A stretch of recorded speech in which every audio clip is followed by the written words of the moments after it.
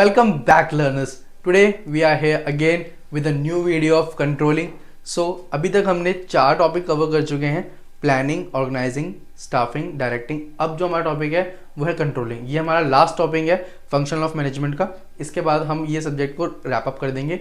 इसके कोई भी डाउट्स होंगे, क्वेश्चंस होंगे, वो आप हमसे पूछ सकते हो. वैसे हम आपको इंपॉर्टेंट क्वेश्चंस भी देते हैं एग्जाम पॉइंट ऑफ व्यू से. तो जो कंट्रोलिंग है, अब सबसे पहले टॉपिक पे आते हैं. कंट्रोलिंग क्या होता है? कंट्रोलिंग में आपकी जो प्लान परफॉर्मेंस होती है, जो आपकी प्लानिंग हो रखी होती है, जो प्लान आपने बनाया होता है, उसको जो एग्जीक्यूट करता है, उस पर आप देखते हो कि जो एग्जीक्यूशन ढंग से हुई है वो ढंग से चल रही है, नहीं चल रही है, उसमें कोई एरर तो नहीं आ रहा है. अगर आ रहा है तो आप क्या चीज़ें उसको अप्लाई कर सकते हो. अब कंट्रोलिंग एक एज अ फैक्टर है जो हर जगह पे यूज़ होता है, चाहे वो आपकी प्लानिंग हो, चाहे ऑर्गेनाइजिंग हो, स्टाफिंग हो, डायरेक्टिंग हो, क्योंकि कंट्रोल तो आपको हर जगह पे चाहिए ना. ठीक है, तो कंट्रोलिंग लास्ट प्रोसेस है जो हमारा POM का चलता है, प्रिंसिपल ऑफ मैनेजमेंट का. ये लास्ट प्रोसेस है. इसकी डेफिनेशन एक बार देख लेते हैं. Controlling is a crucial management function that ensure organization goals are met. कि ऑर्गेनाइजेशन गोल्स जो है वो मेट हो रहे हैं, नहीं हो रहे हैं, जो हमने प्लान बनाया है उसके अकॉर्डिंग हमारी कंट्रोलिंग चल रही है, नहीं चल रही है, हमारा प्लान, एक्चुअल प्लान जो हमारा है उसके अकॉर्डिंग सही चीज़ें हो रही है, नहीं हो रही है. It involves monitoring, evaluating and taking corrective action to align actual performance with predetermined plan. कि जो हमारा प्लान बना है, जो हमारी एक्चुअल परफॉर्मेंस है, वो हमारी प्लानिंग के अकॉर्डिंग है या नहीं है. अगर है तो ठीक है, अगर नहीं है तो उसमें क्या एरर है, क्या इशू है, क्या डेविएशंस आ रही है, जिसके लिए हम करेक्टिव मेजर्स ले सकते हैं. ये वीडियो बेसिकली हमारा BBA पर्सपेक्टिव से ज़्यादा रहेगा कंटेक्स्ट. ठीक है, BBA MBA दोनों स्टूडेंट चलते हैं, बट BBA के लिए ज़्यादा है. Now we are moving further in the video, so I will tell you what we will cover in this video today. First of all, we will cover the concept of controlling, their principles, process and techniques of controlling. काफ़ी important topic है exam point of view से, क्योंकि process आता है. ठीक है, relationship between planning and controlling, ये दो टॉपिक्स हैं, इनको आप लिख लो, मोस्टली ये आते ही आते हैं. ठीक है, then we will tell you about important questions. देखो, कंट्रोलिंग के जो टॉपिक्स हैं ना, मेन जो दो हैं, एक आपका प्रोसेस हो गया, एक आपका रिलेशनशिप हो गया. तो इन दोनों को काफ़ी अच्छे से करना पड़ेगा. ठीक है, अब जो हमारा टॉपिक आता है प्रिंसिपल ऑफ इफेक्टिव कंट्रोलिंग. अब कंट्रोलिंग एक फॉरवर्ड लुकिंग अप्रोच है. ठीक है, कि भाई आगे फ्यूचर में कैसे कैसे होगा. प्लानिंग कंट्रोलिंग चलते साथ में है कि प्लान क्या हुआ, कंट्रोल कैसे चल रहे हैं, ये चलते साथ में. एक तरीके से ये आपका आई वॉच करते हो आप चीज़ को, जो आपके प्लान है, पर उसके भी कुछ प्रिंसिपल्स हैं कि कैसे होता है. फर्स्ट टॉपिक है हमारा प्रीमिसी ऑफ प्लानिंग. तो प्लानिंग और कंट्रोलिंग साथ में चलती है. ठीक है, they are closely related to each other. For example, अगर आपकी ऑर्गेनाइजेशन में कोई प्लान बना कि भाई हमें एक इवेंट करना है या हमारा टारगेट है. ठीक है, अब उसके लिए प्लान बनेगा कि भाई पहले आप जो जो एरियाज़ देखोगे कि इन एरियाज़ में हम जाएंगे, ऐसे ऐसे हम प्रमोशन करेंगे, ऐसे ऐसे हम सेल करेंगे. तो उसके लिए अब आप देखोगे जो प्लान बना, तो अब जब वो प्लान इम्प्लीमेंट हुआ तो उसके लिए आपको फ्रूटफुल रिजल्ट मिल रहा है, नहीं मिल रहा. कंट्रोलिंग आपकी है कि मतलब आप उसको देखोगे ना कि भाई चीज़ें ढंग से चल रही है, नहीं चल रही है, चीज़ें कंट्रोल में है या नहीं है. प्लानिंग आपने जो करी है, जो इम्प्लीमेंट करा है, जो आपने प्लान एग्जीक्यूट करा है, वो आपकी प्लान परफॉर्मेंस से आपकी एक्चुअल परफॉर्मेंस है या नहीं है. तो प्रीमिसी ऑफ प्लानिंग का मतलब ये है कि प्लानिंग और कंट्रोलिंग इसलिए कहते हैं कि सबसे ज़्यादा है. देखो, प्लानिंग सबसे फर्स्ट प्रोसेस है और कंट्रोलिंग सबसे लास्ट प्रोसेस है, पर चलते दोनों साइमल्टेनियसली हैं. ठीक है, जो आपका प्लान है और जब ये कंट्रोलिंग, वो दोनों हमेशा साथ साथ चलती है. अब कहते हैं कि कंट्रोलिंग जो है वो फ्यूचरिस्टिक है. फ्यूचरिस्टिक कैसे है कि भैया जो भी आगे फ्यूचर में होने वाला है, आप पहले उसमें देखते हो कि भाई अगर कुछ चेंजेस करने हैं तो मैं अभी कर लूँ. ठीक है, ताकि आगे उस प्लान की एग्जीक्यूशन में, या प्लान जब इम्प्लीमेंट, जब उसका रिजल्ट आना हो तो उसमें कोई एरर ना हो, कोई डेविएशन ना हो, कोई हमारा कोई नेगेटिव इंपैक्ट ना निकले. जैसे पढ़ो इसको, control is a forward looking and aims to foresee and address potential issue before they rise. की मतलब इशू अराइज होने से पहले ही आप देख लो कि आप उसमें क्या चेंजेस कर सकते हो कि वो इशू हो ही ना. ठीक है, जैसे मान लो हम रिजर्व भी बनाते हैं, या कुछ भी कंपनी रिजर्व बनाती है कि भाई अगर मान लो कोई बड़ा प्रोजेक्ट है, उसके लिए रिजर्व बना दिया कि भाई अगर ये चीज़ एकदम से लॉस में हुई या एकदम से यहाँ पे इतना पैसा लग गया तो हमारे पास रिजर्व होना चाहिए ना. तो ये एक पार्ट हो गया कंट्रोलिंग की. अगर लॉसेज हो रहे हैं कुछ, तो हम रिजर्व में से ले सकते हैं.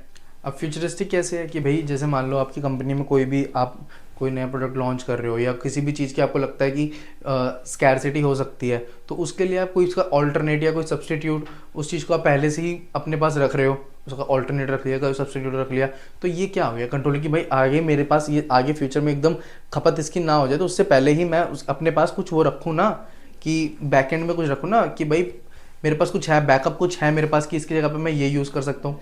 तो इस तरीके से फ्यूचरिस्टिक चलती है कि भाई फॉरवर्ड लुकिंग कंट्रोलिंग को इसलिए कहते हैं कि अगर कोई चीज़, कोई इशू अराइज हो रहा है तो उससे पहले ही हम उसको कंट्रोल कर सकें। Next is flexibility. Controlling system should be flexible enough to adapt the changing circumstances, which means कि कंट्रोलिंग में इतनी फ्लेक्सिबिलिटी होनी चाहिए कि कोई भी चेंज आ रहा है, कोई भी अगर आपको चेंज लाने हैं तो आप उसको ला सको।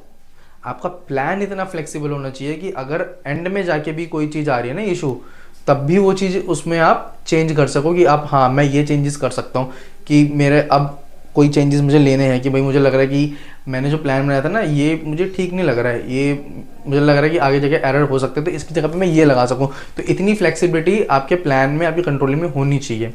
इसलिए तो कहते हैं कि प्लानिंग और कंट्रोलिंग साइमल्टेनियसली चलती है। Continue. Action oriented. Control should lead to corrective action to align actual performance with the plan. Same topic है, पहले भी हमने बात करी कि कंट्रोलिंग क्या है, जो हमने प्लान बनाया है उसके साथ साथ चलती है। एक्शन ओरिएंटेड होती है, हम तुरंत जितना जल्दी उसके एक्शन लेते हैं कि भाई कोई भी डेविएशन आए, कोई भी इशू आए, उससे पहले ही हम अराइज होने से पहले ही हम उसको कंट्रोल कर सकें। Continuous process. Controlling is a continuous process which we already discuss about this, कि प्लानिंग से लेके लास्ट तक, फर्स्ट टू लास्ट हर जगह पे कंट्रोलिंग चलती ही चलती है। आपका प्लान चलता रहेगा, आप कुछ नए प्लान बनाओगे उसमें भी कंट्रोलिंग करोगे, उसमें के अंदर भी आप चेक करोगे कि हाँ भाई कोई इशू आ रहा है, कोई ऐसा कोई नया इशू अराइज तो नहीं हो रहा जिसके लिए आपको कुछ नया प्लान बनाना पड़े, या कोई भी फ्लेक्सिबिलिटी आपको लानी पड़ेगी, हाँ भाई मैं ये चेंजेस कर सकता हूँ या मेरे को ये चेंज करना है। तो कोई भी चेंज लाने से पहले आपको देख सकते हो ना कि आपकी कंट्रोलिंग तो है वो कंटिन्यू चलती रहेगी, वो तो नहीं चेंज कर सकते ना आप उसको। हर जगह कंट्रोलिंग चलती है, हर जगह पे आपको कंटिन्यूस प्रोसेस चलता है। अगर आप एक स्टूडेंट का भी लो, वो पढ़ाई करने के लिए बैठ रहा है, भाई वो सोचता है कि मैं इस बार 90% लेके आया 10वीं में, अब वो सोचता है कि 11th में वो कैसे करना है, उसके लिए अलग प्लान बनेगा, उसके लिए कंट्रोलिंग चलेगी, फिर 12th में देखेगा, फिर आगे अपनी ग्रेजुएशन में देखेगा। तो इस तरह से कंटिन्यूस प्रोसेस है ना, वो अपना प्लान बनाता रहेगा। कंट्रोलिंग के लिए वो क्या करता रहेगा, पढ़ाई करता रहेगा, नोट्स लेता रहेगा, नए नए वीडियोज़ देखेगा, अपने फ्रेंड से पूछेगा, टीचर से पूछेगा, कोई इशू होगा तो उसको। तो कंट्रोलिंग तो हर जगह चलती रहेगी, प्लान तो हमेशा चलता रहेगा। ये तो नेवर एंडिंग स्टेप है, नेवर एंडिंग प्रोसेस है। अब है ऑब्जेक्टिविटी। ऑब्जेक्टिव मतलब क्या होता है कि जो भी आप प्लान कर रहे हो, जो भी कंट्रोल कर, उसका कोई ऑब्जेक्टिव होना चाहिए। जैसे कि एग्जांपल लो कि आपको गाड़ी लेनी है, ठीक है। अब गाड़ी लेने के लिए आपने प्लान तो कर लिया, गाड़ी लेनी है, ये गाड़ी लेनी है, कोई भी 10, 15, 20 जो भी आपको बजट है उसके अकॉर्डिंग आपने प्लान कर लिया कि आपको गाड़ी लेनी है। अब उसके लिए आपको क्या कंट्रोल करना पड़ेगा, आपके एक्सपेंसेस। अपने एक्सपेंसेस कंट्रोल करोगे। अब ये भी नहीं कि कोई भी एक्सपेंसेस हो, एक आपकी कंट्रोलिंग में, आपके प्लान में एक ऑब्जेक्टिव होना चाहिए। ये तो नहीं खाने पीने के एक्सपेंसेस कंट्रोल कर लग जाओगे आप। थोड़े जो आपके एंटरटेनमेंट एक्सपेंसेस होते हैं उसको कम करोगे, थोड़ी इन्वेस्टिंग करोगे, है ना।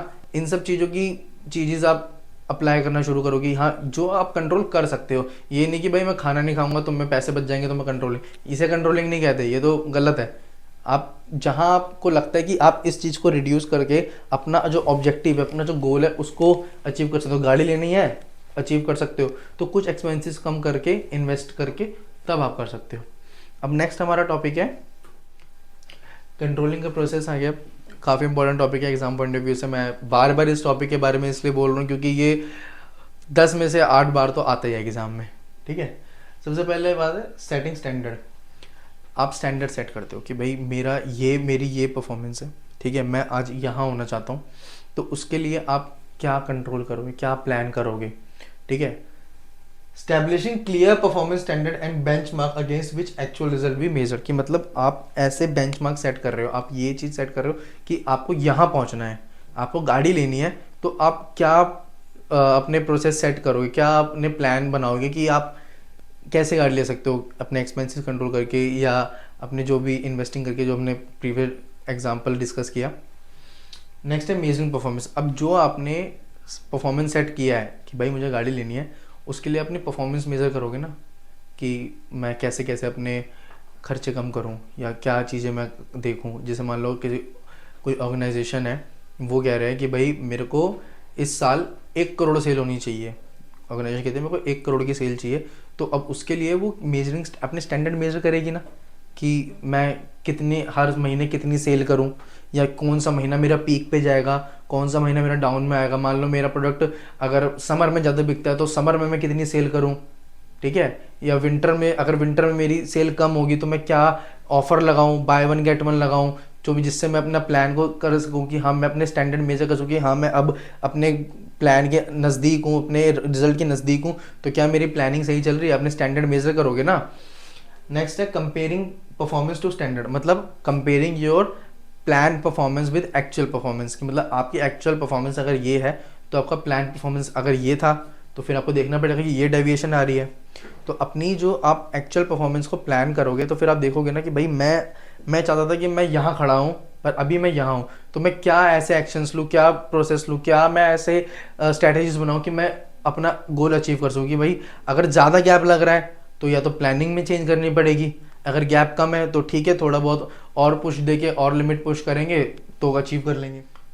नेक्स्ट है हमारा टेकिंग करेक्टिव एक्शन, कि जो आपने, अगर मैंने बताया ना भी आपको कि हमारे एक्चुअल परफॉर्मेंस और प्लान परफॉर्मेंस अगर ज़्यादा गैप है, ठीक है, तो आप उसका रूट क्लॉज एनालिसिस करो कि भाई क्या रीज़न है जिसकी वजह से इतना ज़्यादा डेविएशन आ गया, इतना गैप आ गया कि सेल हम सोचे थे 1 करोड़ की होगी पर ये तो 8वें महीने में अभी तुम्हारा 20 लाख सेल भी नहीं हुई है, फिर तो तुम गोल कभी कर ही नहीं पाओगे। तो क्या हमें अब प्लानिंग चेंज करनी है, 20 लाख या 40 लाख की जो भी तुम्हारी सेल हुई है, कि अगर ज़्यादा बड़ा गैप है तो फिर उसका रूट कॉज एनालिसिस करके उसमें जो भी आपको चेंजेस करने हैं वो करोगे। अदरवाइज अगर कम गैप है तो थोड़ा बहुत लिमिट पुश करके, या आपको लगता है कि हाँ ठीक है इतना गैप तो मिनिमलिस्टिक चलता ही है, ऊपर नीचे तो होता ही है, तो आप वो उसके अकॉर्डिंग देखोगे चलो ठीक है चलने दो, यही प्लान चलने दो, हो जाएगा, आगे पीक आएगा, आगे कुछ आपको लगता है कि हाँ आगे अपॉर्चुनिटी, तो वो देखोगे आप। तो इसी के साथ हमारा ये टॉपिक कवर होता है।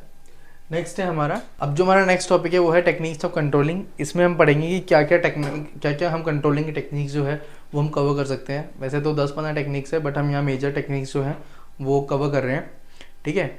ये जो टेक्निक्स है हमने इस पर्सपेक्टिव से कवर करी है कि आपको पता लगे कि जैसे मैंने बताया था ना कि कंट्रोलिंग हर जगह पे होती है, चाहे वो प्लानिंग हो, ऑर्गेनाइजेशन हो, स्टाफिंग हो, तो ये हर जगह पे, चाहे वो फाइनेंस डिपार्टमेंट हो, चाहे सेल्स डिपार्टमेंट, चाहे ऑपरेशन डिपार्टमेंट, चाहे एचआर हो, तो कंट्रोलिंग हर जगह है। जैसे हमने इसमें सबका एग्जांपल लिए, जैसे अब अगर बजटरी कंट्रोल को देखोगे तो बजटरी कंट्रोल जो है आपका मेनली फाइनेंस के लिए आ गया, स्टैंडर्ड कॉस्टिंग आ गई आपकी ऑपरेशंस के लिए, स्टैटिस्टिक क्वालिटी कंट्रोल ऑपरेशंस के लिए, परफॉर्मेंस अप्रेजल एचआर का। तो इसमें हम देखो ना कि हर जगह ही कंट्रोलिंग जो है वो आपकी यूज हो रही है, हर जगह पे ही हर एस्पेक्ट में आपकी कंट्रोलिंग यूज हो रही है। सबसे पहला टॉपिक जो है बजटरी कंट्रोल। अब बजटरी कंट्रोल कैसे होता है, हर ऑर्गेनाइजेशन में बजट बना जाता है, कुछ भी नया प्लान लॉन्च हो रहा है, कोई भी नया मार्केटिंग इवेंट लॉन्च हो रहा है, कुछ भी होता है तो उसके लिए आप कंट्रोल करते हो, बजट बनाते हो, कंट्रोलिंग होगी उसकी भी।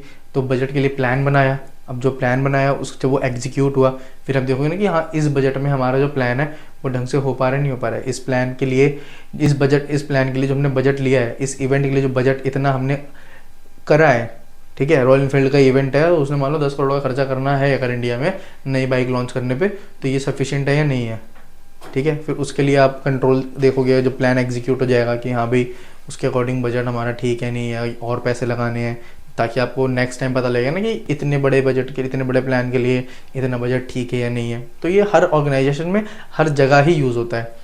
नेक्स्ट है हमारा स्टैंडर्ड कॉस्टिंग। स्टैंडर्ड कॉस्टिंग का भी आ गया ऑपरेशन से रिलेटेड, कि भाई जो आपने कॉस्ट डिसाइड करी थी, ठीक है, प्री डिटरमाइंड कॉस्ट, मतलब जो आपने पहले से कॉस्ट डिसाइड करी थी कि इसके लिए मेरी इतनी कॉस्टिंग लगेगी, तो वो चीज़ हो रही नहीं। जैसे मान लो प्रोडक्शन वाले हैं, अब वो कहते हैं कि भाई लोहा महंगा हो गया, टाटा स्टील है, लोहा महंगा हो गया, तो भाई वो क्या करेंगे, लोहा महंगा हो गया, कॉस्टिंग बढ़ गई, तो उसके लिए अब अपने कंट्रोल कैसे करोगे, बात करोगे अपने उससे कि भाई हमारा तो एग्रीमेंट था, हमारा एग्रीमेंट के आप कैसे इतना प्राइस चार्ज कर सकते हो। तो ये जब जैसे ही कोई इशू आया उस पर कंट्रोल करना पड़ेगा ना आपको, कि भाई अगर आप, फिर आपको कॉल लेनी पड़ेगी भाई, अगर वो नहीं कर रहा है तो फिर आपको क्या करना पड़ेगा, या तो थोड़े टाइम के लिए अपने लॉसेस बियर करोगे या प्राइसेस हाइक करोगे। अगर प्राइस हाइक करोगे तो फिर कस्टमर लूज हो जाएगा, और अगर लॉसेस बियर करोगे तो शॉर्ट टाइम ही होगा। तो इस टाइम पे कंपनी को कॉल लेना पड़ेगा कि भाई उनको क्या करना है। अगर शॉर्ट टाइम पीरियड के लिए कोई चीज़ है तब तो कंपनी कॉल लेती है कि चलो कोई नहीं, थोड़े बहुत लॉसेस बियर कर लेते हैं और नेक्स्ट टाइम अपना प्राइस हाई कर लेंगे, नेक्स्ट टाइम हम कवर कर लेंगे। बट अगर वो लॉन्ग टर्म के लिए है तब तो फिर आपको अपने या तो डिस्ट्रीब्यूटर चेंज करना पड़ेगा या फिर प्राइस में हाइक होगा, और वो प्राइस हाइक होगा तो फिर हर कंपनी हाइक करेगी ना, आप अकेले तो करोगे नहीं। अब नेक्स्ट है हमारा स्टैटिस्टिकल क्वालिटी कंट्रोल। उसके लिए आप क्या करते हो, use statistical method to control और चेक दी अपना क्वालिटी कंट्रोल, कि भाई आपका क्वालिटी कंट्रोल ठीक है, जो आपने आपकी जो प्रोडक्ट की क्वालिटी है वो ठीक है नहीं है, तो आप वो भी आप अपने टूल्स के थ्रू चेक करते हो। ठीक है, आप अलग डिफरेंट टूल्स हैं मार्केट में जिससे आप चेक कर सकते हो कि हाँ भाई मेरी क्वालिटी अप टू डेट है, एक्यूरेट है या नहीं है, जो मेरी प्लान परफॉर्मेंस जो मेरा प्लान था कि मैं इस क्वालिटी का करूँगा सेल करूँगा उसके अकॉर्डिंग आपका है या नहीं है। नेक्स्ट है परफॉर्मेंस अप्रेजल। अब ये आ गया आपका एचआर के परस्पेक्टिव में, evaluate the performance of employees and provide feedback to improve performance. मतलब ये हो कि भाई आप अपने एम्प्लॉयज़ की जो परफॉर्मेंस है वो इवेलुएट करते हो कि भैया किसी मान लो किसी एम्प्लॉयज़ को टारगेट मिला आपको 1 करोड़ की सेल करके देनी है आपके प्रोडक्ट की, ठीक है, अगर उसने कर दी तो उसको फिर अप्रेजल मिलेगा उसकी परफॉर्मेंस। अब क्योंकि भैया अगर आपका एम्प्लॉय आपके लिए इतना कर रहा है तो आपको भी उसको इन रिटर्न देना पड़ेगा, इसी को ही हेल्दी एनवायरनमेंट कहते हैं, तो इसी को कंट्रोल सब कुछ कंट्रोल में चलेगा फिर। अदरवाइज़ अगर आप उसके बाद भी उसको अप्रेजल नहीं देते हो, उसकी परफॉर्मेंस अगर अच्छी है उसके बाद भी अप्रेजल नहीं देते तो फिर वो कंपनी भी छोड़ देगा। ठीक है, तो इसके ऐसे हर जगह पे कंट्रोलिंग है, चाहे आपका एचआर हो, चाहे फाइनेंस हो, चाहे आपका प्लानिंग हो, हर जगह कंट्रोलिंग है, हर जगह पे कंट्रोलिंग यूज़ होती है। अब जो हमारा नेक्स्ट टॉपिक है वो है relationship between planning and controlling. जैसा कि हमने आपको बताया कि प्लानिंग और कंट्रोलिंग साइमल्टेनियसली चलती है, ठीक है, फॉरवर्ड लुकिंग बैकवर्ड लुकिंग, तो प्लानिंग और कंट्रोलिंग तो साइमल्टेनियसली चलती ही है। Planning and controlling are closely intertwined. Planning provide the road map while controlling ensure the journey stay on track, which means कि प्लानिंग तो एक रोड मैप है, प्लानिंग जो आपने कर ली, जो प्लान आपने बना लिया वो तो रोड मैप है। अब वो इम्प्लीमेंट ढंग से हुआ या नहीं हुआ, वो गाड़ी आपकी ट्रैक पे चल रही है या नहीं चल रही है, तो वो चेक करना सबसे बड़ा इशू रहता है, वो आपको बहुत इंपॉर्टेंट है। तो इसीलिए कहते हैं कि प्लानिंग और कंट्रोलिंग हमेशा साथ साथ चलती है। जैसे कि आप देख रहे हो ना कि प्लानिंग फॉरवर्ड लुकिंग हो गई, बट कंट्रोलिंग को भी देखना पड़ेगा साथ साथ, जो प्लान इंप्लीमेंट हुआ वो तो देखेगा ना कि भैया जो पीछे से चलता हुआ आ रहा है सब कुछ पीछे का देखेगा ना कंट्रोलिंग की, भाई जैसे जैसे प्लान एग्जीक्यूट हुआ कि इस स्टेप पे ये हुआ, नेक्स्ट स्टेप ये हुआ, तो ये नेक्स्ट स्टेप ढंग से इंप्लीमेंट हुआ या नहीं हुआ। ठीक है, अब देखो ना जैसे planning is looking forward, controlling is looking backward, कि प्लान हुआ, एक्शन हुआ, देन वी हैव कंट्रोल। तो प्लानिंग तो हो गई फॉरवर्ड लुकिंग और कंट्रोलिंग होगी बैकवर्ड लुकिंग, कि जो प्लान एग्जीक्यूट हुआ वो ढंग से हो रहा है या नहीं हो रहा है। अब नेक्स्ट हम देखेंगे कि क्या क्या फैक्टर ये है रिलेशनशिप बिटवीन, इसके क्या क्या पैरामीटर्स हैं। सबसे पहला आता है इंटरडिपेंडेंस, कि planning and controlling both are interdependence likely to each other, they both are interdependent each other, interlinked each other. जैसे कि प्लानिंग अगर लुकिंग फॉरवर्ड है तो कंट्रोलिंग लुकिंग बैकवर्ड है। Planning and controlling closely link, effective controlling can not occur without a proper planning, कि मतलब planning जो है वो कंट्रोलिंग के बिना अधूरी है, कंट्रोलिंग जो है वो प्लानिंग के बिना। अगर प्लान ढंग से नहीं हुआ तो कंट्रोल फिर होगा नहीं, और बेफालतू की चीज़ों को कंट्रोल करके कोई फ़ायदा नहीं है अगर प्लान ढंग का नहीं है तो।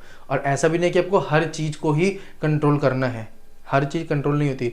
आप किसी का ऑब्जेक्टिव होना चाहिए ना उसको कंट्रोल करने का, ये थोड़ी कि हर चीज़ आप कंट्रोल करोगे। तो ये दोनों हमेशा इंटरडिपेंडेंस होती है, इंटरलिंक होती है, साइमल्टेनियसली चलती है। नेक्स्ट है हमारा साइक्लिकल प्रोसेस। अब जो प्लानिंग हमारा साइक्लिकल प्रोसेस है तो उसमें हम देखेंगे ना कि सब कुछ वैसे चल रहा नहीं चल रहा। अब एक बात देखो, मैं आपको एग्जांपल समझाता हूँ कि जैसे अगर हम प्लानिंग करते हैं,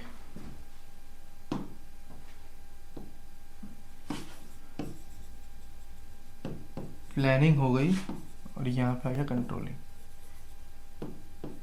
कि जो आपने प्लान करा, ठीक है, अब वो कंट्रोल होगा, ठीक है, फिर कंट्रोलिंग से जो फीडबैक आएगा, जो आप चेक करोगे उसको देखोगे कि हाँ ढंग से इशू हुआ है नहीं हुआ। कोई फीडबैक आया, मान लो कोई फीडबैक नेगेटिव फीडबैक आया तो आप क्या करोगे, रीप्लान करोगे। तो कंट्रोलिंग से क्या हुआ, रीप्लानिंग हुई। तो जो ये लूप है ये तो नेवर एंडिंग प्रोसेस हो ना, कि प्लानिंग हमेशा चलती रहेगी, कंट्रोलिंग होती रहेगी, फिर कंट्रोलिंग से जो फीडबैक आएगा उससे रीप्लान होगा या फिर वही सेम प्लान एग्जीक्यूट होगा। तो इसलिए कहते हैं कि प्लानिंग एंड कंट्रोलिंग का साइकिल प्रोसेस, ये they both are going simultaneously. Next हमारा है basis of control. Plan provide the benchmark and standard against which perform is measure during the controlling process. कि प्लानिंग जो है वो हमारा बेंचमार्क सेट करती है, ठीक है, कि हम कितनी इफेक्टिवनेस कितनी एफिशिएंसी से हम ये गोल अचीव करेंगे। और कंट्रोलिंग जो है उसको इम्प्लीमेंट करके उसको देखती है कि हाँ ये ठीक से हो रहा है या नहीं हुआ है। उस कंट्रोल उससे पता लगता है कि जो प्रोसेस जो मेजर परफॉर्मेंस आपकी अभी एक्चुअल में है वो आपकी प्लान के अकॉर्डिंग है या नहीं है। जो आपने एफिशिएंसी जिस इफेक्टिवनेस के साथ आप गोल को अचीव करना चाह रहे हो, कि आप रिसोर्सेज को बचा रहे हो, कम कॉस्ट के अंदर अच्छा सामान बना के दे रहे हो, या टाइमली सारा काम आप करके दे रहे हो, तो वो चीज़ अचीव हो रही है नहीं हो रही है। तो प्लानिंग और कंट्रोलिंग में हमेशा साइमल्टेनियसली चलेगी। मैं बार बार इसलिए बोल रहा हूँ, ये चीज़ डिसाइड इसलिए हो रहा है क्योंकि ये आप पॉइंट्स एग्जाम में लिख सकते हो। अच्छा पॉइंट है इसको एग्जाम में लिखने के लिए कि planning and controlling both are going simultaneously, forward looking, backward looking, action oriented, goal oriented, taking measures. ये सारे कीवर्ड्स जो हैं वो आप मेनली अपने आंसर्स में लिखोगे तो काफ़ी अच्छा रहेगा। नेक्स्ट है हमारा अडेप्टेबिलिटी, कि जो आपकी प्लानिंग है वो कितनी ज़्यादा कंट्रोलिंग से अडेप्ट हो पा रही नहीं पा रही। Effective control mechanism help identify deviation from the plan which may require modification to the plan. कि मतलब जो आपने प्लान बनाया है उसमें अगर कोई चेंज आया, ठीक है, कि आपकी प्लानिंग कितनी फ्लेक्सिबिलिटी है, आपकी कंट्रोलिंग कितनी फ्लेक्सिबिलिटी है, कितनी फ्लेक्सिबल है कि अगर कोई चेंजेस आ रहे हैं तो बिना किसी इशू के वो चेंज वो अडेप्ट कर पा रहा है, वो प्लान में आ पा रहा है। कि प्लान ए के साथ जो बैकअप प्लान बी है वो आप उसको इम्प्लीमेंट कर पा रहे हो। अगर कोई भी इशू आ रहा है तो आपकी प्लानिंग भी इतनी फ्लेक्सिबल होनी चाहिए, कंट्रोलिंग भी फ्लेक्सिबल होनी चाहिए। ऐसा भी नहीं चाहिए कि जो आपने जो नया कंट्रोल या नया जो आपने स्ट्रैटेजी आपने अप्लाई करी है उससे पूरी की पूरी प्लानिंग ही वैनिश हो जाए। इतना भी आपको रिजिड नहीं होना है, ना आपके प्लान में इतना रिजिड होना है, ना आपके कंट्रोलिंग में इतना रिजिड होना है कि पूरा प्लान चेंज हो जाए।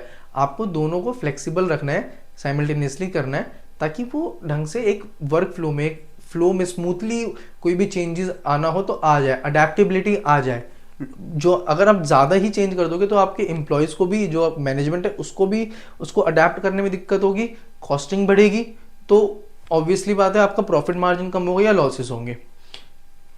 लास्ट है ensuring achievement, both function works together. जैसे हमने पहले कहा कि both function are going simultaneously to ensure that organization objective are achieve effectively and efficiently. अब मेनली ऑर्गेनाइजेशन का ऑब्जेक्टिव क्या होता है? प्रॉफिट मार्जिन अर्न करे, इफेक्टिवली काम हो, इफेक्टिवली एफिशिएंटली। इसमें आई विल होप आपको इनका मीनिंग जो पता है कि इफेक्टिवली आपको कम कॉस्ट में सारा सामान, एफिशिएंटली टाइमली काम हो रहा है। तो ये चीज़ें जो हैं, एक ऑर्गेनाइजेशन क्या चाहती है कि हमेशा उसकी जो प्लान है, जो उसकी प्रोडक्शन है, हमेशा कॉस्ट कम हो और अच्छा प्रॉफिट मार्जिन करे, जिसके लिए एक इफेक्टिव प्लान, फ्लेक्सिबल प्लान और फ्लेक्सिबल कंट्रोलिंग बहुत ज़रूरी है। I hope this all are clear, my message is clear to you, and now we will discuss some important questions for the exam point of view. तो ये जो set of questions है, what is the concept of controlling in management and how does it differ from other managerial function? आप इसको लिख सकते हो कि कंट्रोलिंग हर जगह पे चलती है, बट सारे फंक्शन ऐसे नहीं है जो हर जगह पे इम्प्लाई होते हैं। Next, explain the principle of primacy in the context of controlling. ये जो है प्रीमेसी ऑफ प्लानिंग का, ये काइंड ऑफ थोड़ा सा आपका रिलेशनशिप वाला ही है, बट ये शॉर्ट नोट में आ जाता है, ठीक है। What is flexibility as essential principle of effective controlling system, कि आपका कंट्रोलिंग सिस्टम कितना फ्लेक्सिबल होना चाहिए ताकि आप इजीली जो भी नया प्लान एग्जीक्यूट हो या कंट्रोलिंग एग्जीक्यूट हो, नया प्लान रिजिड इतना ना हो कि वो बिल्कुल भी आपका बिल्कुल ही मैनेजमेंट बिल्कुल चेंज कर दे। Next, describe the process of controlling in management including the key steps involve. चारों स्टेप बताए हैं, उसको ध्यान से देख लेना, सारे स्टेप्स इन्वॉल्व करना, ठीक है। Discuss the various technique of controlling use management.